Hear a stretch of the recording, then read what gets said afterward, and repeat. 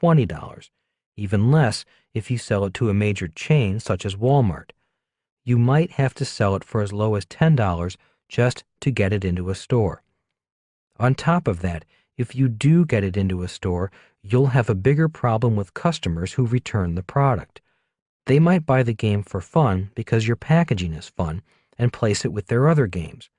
But when they find out how hard it is to play and that it is educational, many of them will return the game to the store and ask for their money back.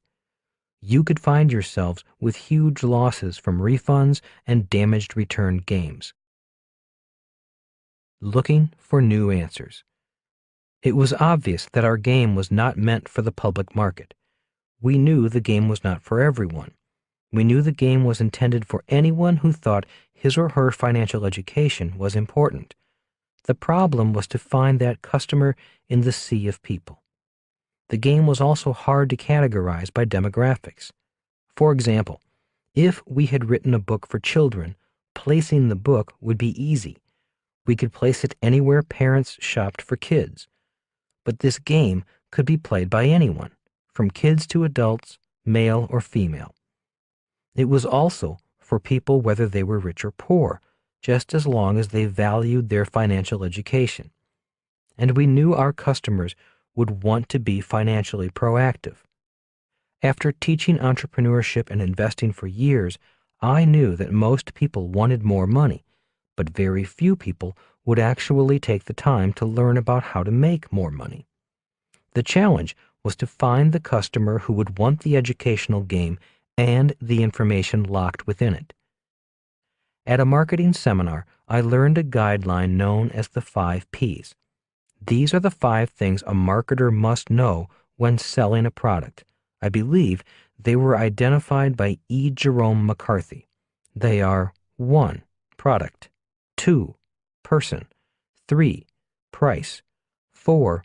Place, 5. Position.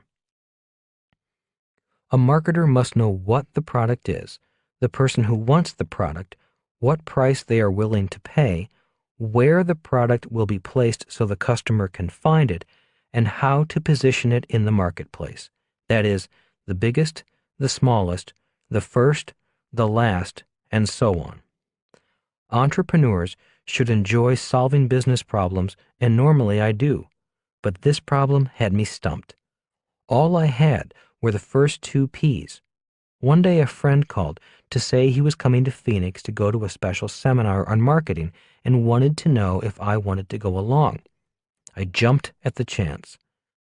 The room was filled with approximately 300 people, and by the look of them, most seemed to be entrepreneurs.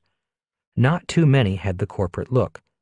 The instructor was a wild man who talked about how advertising agencies just waste your money on expensive, good-looking ads or TV spots that sell nothing, a point of view I agreed with.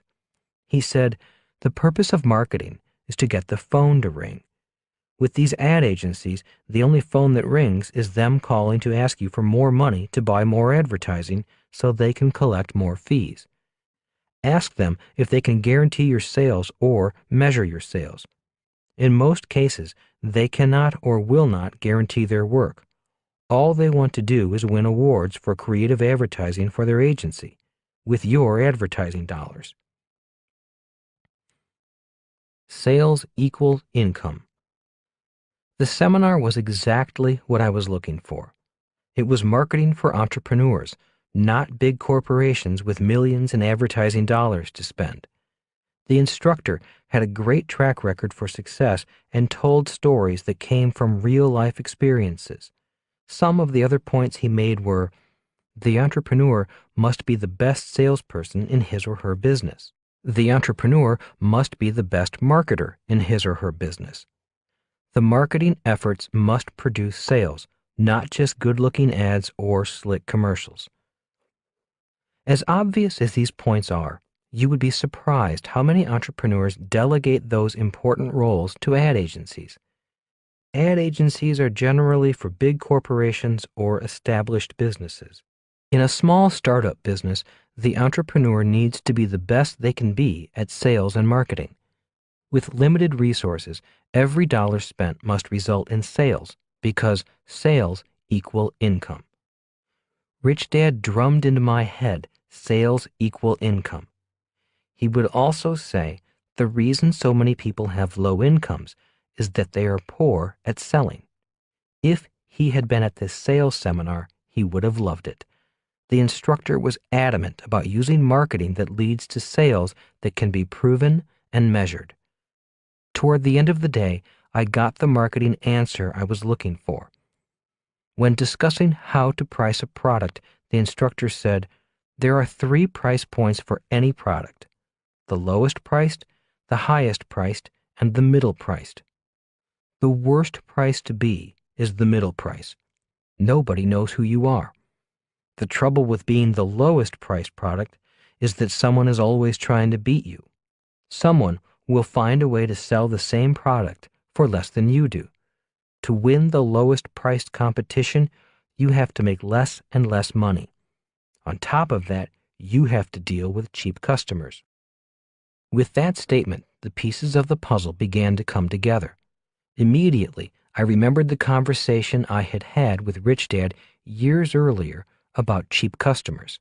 Bringing my thoughts back into the seminar, the instructor roared on about why being the most expensive was the best position to fight for. He said, when I was a struggling marketing consultant, I tried to keep my prices low. The problem was, the lower I made my prices, the cheaper my customers became. Soon, instead of selling my services, I was spending more time haggling about my fees with cheap customers. When I raised my fees a little, I joined the masses of other middle-of-the-road marketing consultants. Again, most of my time was spent discussing price rather than the value of my product, what I could do for the customer. Then one day, I decided to be ridiculous and simply raise my fees to the highest in my industry. Instead of charging $50 an hour for my services, I raised my rates to $25,000 per day. Today, I work less, earn far more money, and work with a better class of client.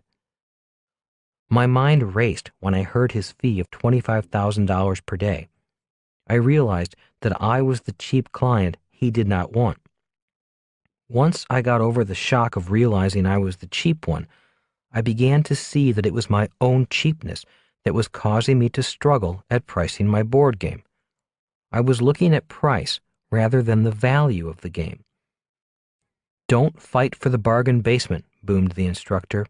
The bargain basement attracts cheap customers. Once again, my mind drifted off, recalling how Rich Dad hated dealing with people who were cheap. Rich Dad said, design your product and its price for a very special customer. Your marketing should then find ways of reaching that special customer. Be creative. Don't be cheap. The bargain basement is not a place to find good customers. The book takes priority. That evening, I went home and talked with Kim. The first thing I said was, we should sell the board game for $200.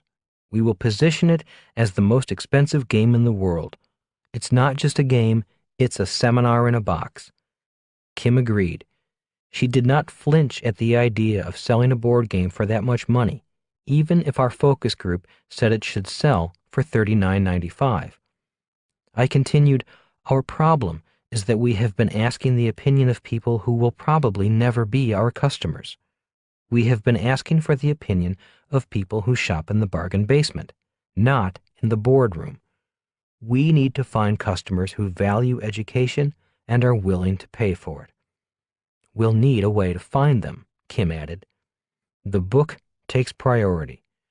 Instead of focusing on marketing the game, we will begin to focus on marketing the book. The book will help us find our customers. The book will become our company brochure. At the time, I was working on Rich Dad, Poor Dad. So we need to weave the game into the book, Kim said. And we go back on the road doing investment seminars, working with the same type of customer we have been working with for years.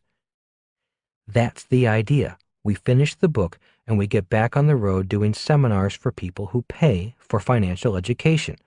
We've been doing it for years. It's a low-risk idea. We know the business and we know how to reach those customers. In other words, the tactic remains the same. The sole tactic of the business is to get people to play the cash flow game. We now focus on the strategies. If the strategies work, people will play the game. Kim and I were in agreement. We were a team with a unified plan. So why $200? Asked Kim. How did you come up with that number?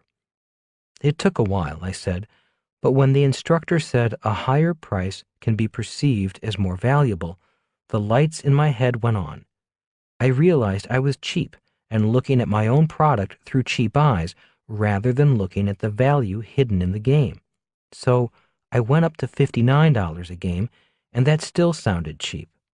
I was now in the middle, not at the top. In my mind, I then tested $99 a game. I was comfortable with that. I knew I could sell it at that price, so I knew I had not yet reached the top. When I tried $200 in my head, I felt uncomfortable. Now I knew I had gone beyond my own comfort level. I had found my price. Well, it certainly gives us a large margin. That will help us grow the business, said Kim. So we market the book through traditional distribution channels. That handles the place category of the 5 Ps, where we place our product in front of potential customers. Instead of trying to drop the price of the game to fit into that distribution channel, we can use a conventionally priced book and flow it through the book distribution system. That way, the book will sell the game, or at least help us find customers. And the seminars will sell the game, Kim summarized.